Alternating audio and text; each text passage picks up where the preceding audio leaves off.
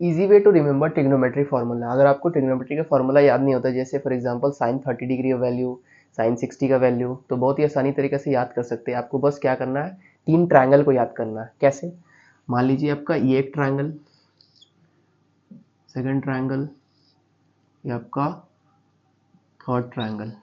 तो ये मान लीजिए 30 डिग्री है। 30 डिग्री के साथ इसके साइड में ये होता है 1, ये √3, ये आपका होता है 2, ये आपकी 60 में होता है √3, ये होते हैं 1, ये होते हैं 2, और ये 45 डिग्री में होते हैं आपके 1, ये 1, ये होते हैं √2। For example sine 30 degree, sine 30 degree का वैल्यू क्या होता है आपको, हमको पता है 1/2 होता है। But according to this triangle आपको कैसे पता? साइन साइन थीटा का वैल्यू होता है परपेंडिकुलर बाई हाइट। या परपेंडिकुलर क्या है 1/2, साइन 30 डिग्री का वैल्यू आ गया 1/2। उसी टाइप का कॉस 30 डिग्री, कॉस 30 डिग्री का वैल्यू क्या हो जाएगा, बेस बाई हाइपोटेनियस होता है आपका, ये हो जाएगा बेस √3/2। उसी टाइप का आप tan 60 निकाल सकते हैं।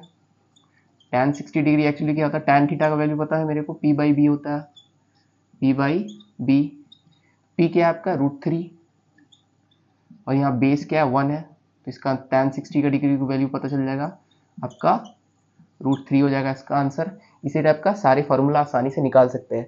बट आपको याद रखना है कि ट्रिग्नोमेट्री का फॉर्मूला एक्चुअली क्या होता है, जिससे फॉर एग्जांपल साइन थीटा अगर आपको याद नहीं है तो ऐसे भी याद कर सकते हैं, जैसे पंडित बद्री प्रसाद हरी हरी बोल।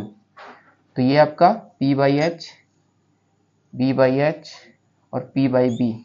p/h एक्चुअली होता है साइन थीटा, ये होता है आपका